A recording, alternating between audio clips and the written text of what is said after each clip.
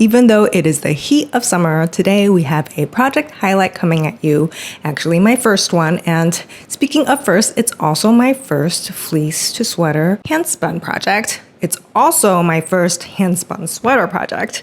So never let it be said that I will not commit to things fully and do things the most complicated way possible, because that is just what I have done. I've gone from spinning only small accessories to doing an entire sweater from a dirty, nasty yellow fleece. So keep watching if you'd like to see more about my very first fleece to sweater project.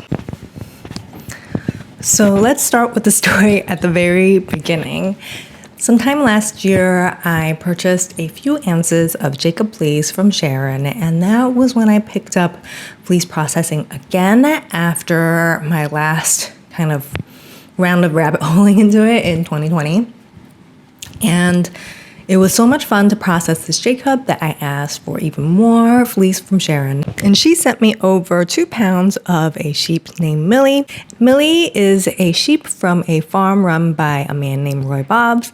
And she is so beautiful and such a delight to work with. And if you are on Spinning Instagram, you may have seen different vintages, different years of her fleece going around Instagram. A lot of people are processing her right now from different years for whatever reason, and I can confirm that she truly is a delight and deserves all the hype. Her genetics include Merino and CVM on one side and Corriedale and Romney on the other, and she really has the best of all of these genetics. Now, she is an older vintage, I think a 2022 to 2023 shearing, so Sharon got a really good deal per pound wise on her, and through that I got a really good deal per pound on Millie. However, because of the way that she has been stored for a while, she looked a sight when we first got her, or when I first got her at least.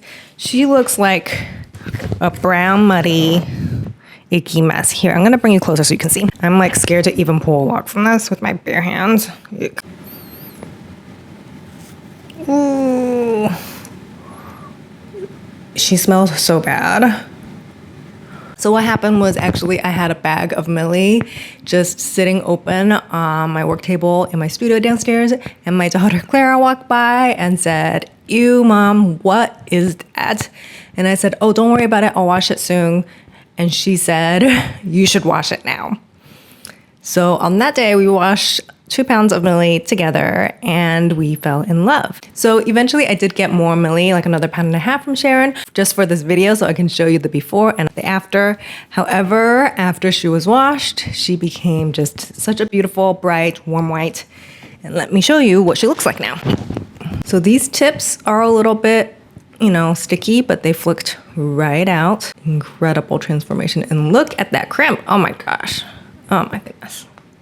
She is such a delight. Here, let me do a side by side. And that is the before after of Millie. So all of that washed right out. It was incredibly easy to wash. I could not believe how easy it was to wash out. And once I had her scoured, and I think she took about 2 scours, one at 5% and one at 3%, I use Fossil Fiber's method of percentage-based scouring. So I used Power Scour at a percentage compared to the full weight of the fleece. I did a 5% scour and a 3% scour. If you're curious about Fossil Fiber's percentage scour system for scouring, it's really well researched and really well tested, and I will link that in the description box below. Once she was scoured, I was able to process the entirety of her on just a hand flicker and a pair of hand carders. So I made 100,000 Rolags and really fell in love with her, and I just really had so much fun. Making Rolags and spinning them from her was such a joy. So I wanted to show a little bit of my flicking out the tips of Millie. The reason I'm doing that is because there's some sun damage on the tips and a little bit of lanolin kind of coagulated and crystallized on the tips. So it just helps the whole thing stay nice and white and clean and easy to card. So here I am working on hand carders. Since this video was made nearly a year ago, I have actually purchased an electric drum carder and do most of my processing on the drum carder now. But here I am tediously hand carding each and every Rolag. I actually really enjoyed this, and I know that when I was first learning how to hand card, I found it really helpful to watch other people's video of hand carding repeatedly. So I'm gonna leave a good bit of footage here so that you can see the whole thing. So hopefully you will have seen some footage by now of me hand carding, but if not, I'll put it in the following section. And then we got to knitting. So originally I intended for Millie to be DK weight to worsted weight so I can design and make a DK weight to worsted weight version of my best-selling pattern, the Relax Tee. I wanted to make the Relax pullover for Millie. However, because I keep zoning out while I was spinning Millie, she ended up at a nice square fingering to sport weight. So the original Relax Tee it was. I really envisioned this cozy white hug of a sweatshirt and off to knitting I go. And as of today, as of the filming of this particular clip, I am halfway down the second sleeve. So I think I can confidently say I have made a sweater from fleece. Now, all of this is very undramatic. I started working with Millie in late March and finished all the spinning by the end of April, maybe early May. And I was spinning and knitting at the same time, which you should not do. You should have it all done at once so it's consistent. And I did run into a few snafus. The later parts of my long spinning project were a little bit lighter weight than the earlier parts. Not super noticeably, and it's not a big deal, but I ended up saving all of those parts for the sleeves. I had enough of yarn that was at about 3.9 to 4.5 yards per gram to knit the entire body and the yoke and about half of each sleeve. And what I did was I split up the original yarn that I had in that kind of weight range, and I knit as much of the sleeves as I can. And then I switched to the new lighter parts for the lower part of the sleeve, which I think will be nice anyway because you could use a little bit of mobility in that part of the body. And it didn't change the gauge. It was not enough to change the gauge, and you can really not even notice a difference in how it knit up. Like, I could not tell you where the change in yarn was. So it was a reasonably consistent spin, I think. I'm really happy with what I have done on it, and I cannot wait to finish the sweater and then show you the finished version. So as you can see, it is the heat of summer. I am fully in a summer dress, but I will quickly put it on and show you what the finished sweater looks like. It is the heat of summer, and I can barely even think about sweaters right now. It is my first hand spun sweater project, and it is my first fleece to sweater project. So never let it be said that I do not commit to things fully and overcomplicate things and overplan things out, because that is just what I have done. All right, so here I am wearing my finished Relax Tee that I spun and personally processed from raw fleece using the fleece Millie. I'm really pleased with how this turned out. Because of its sport weight gauge, it slightly grew and was kind of a little bit bigger than the sample that I made from pure fingering weight yarn, and that is exactly what I intended.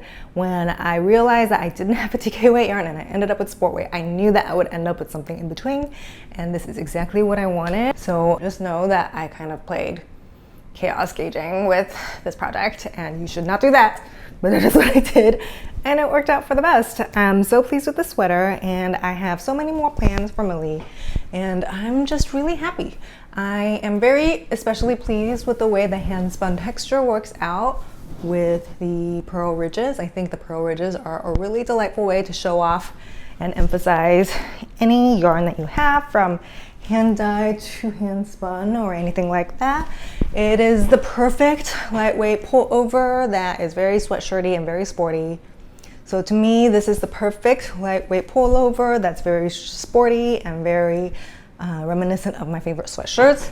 And you can see in the armhole here, there is so much more drape in this Millie hand spun, which I spun in 2-ply using a woolen lum. So I think because I spun Millie up using a lawn draw and woolen and very lofty technique, using a true woolen prep, which is hand carded Rolex, there is just tons of air in this fabric, and it drapes really intensely. Like, there's so much drape. It's hard to overemphasize how much drape and also how much structure that chaotic woolen spun situation holds.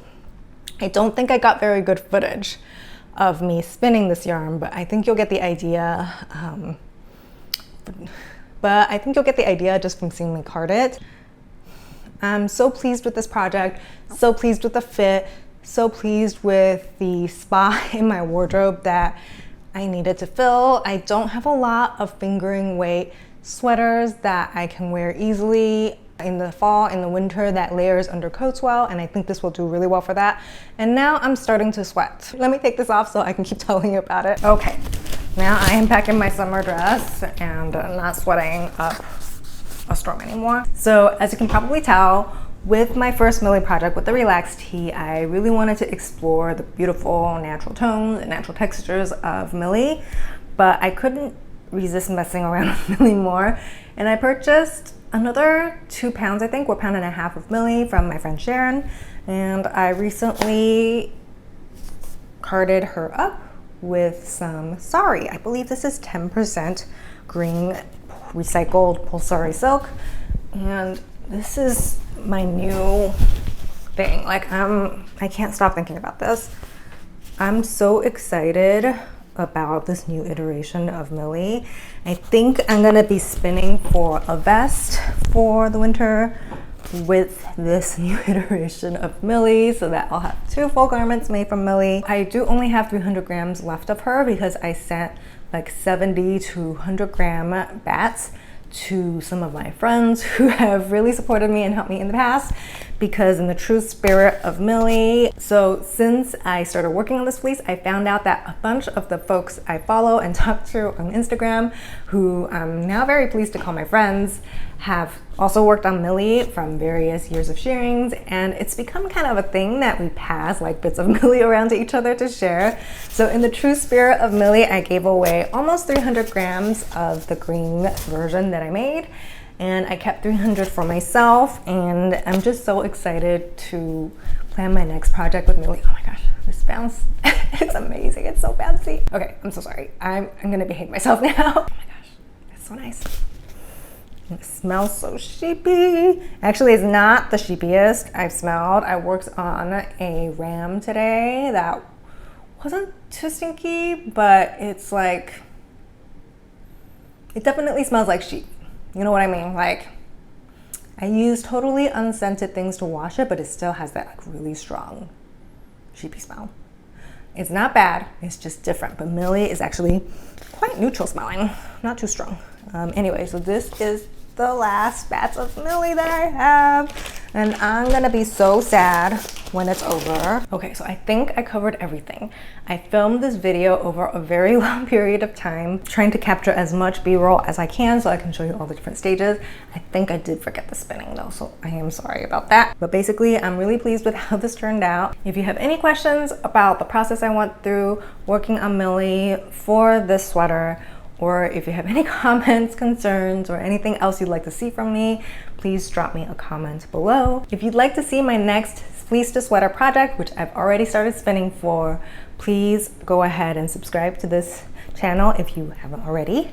If you'd like to knit the relaxed tee in either the short sleeve or long sleeve, they come in one pattern, and I'll also link that. Thank you so much for watching my random musings, and I really hope you'll come back again and tell me all about what you're working on, whether it be spinning, weaving, knitting, crocheting, sewing, and I love to hear all about it. Thank you so much for watching, and I will see you next time.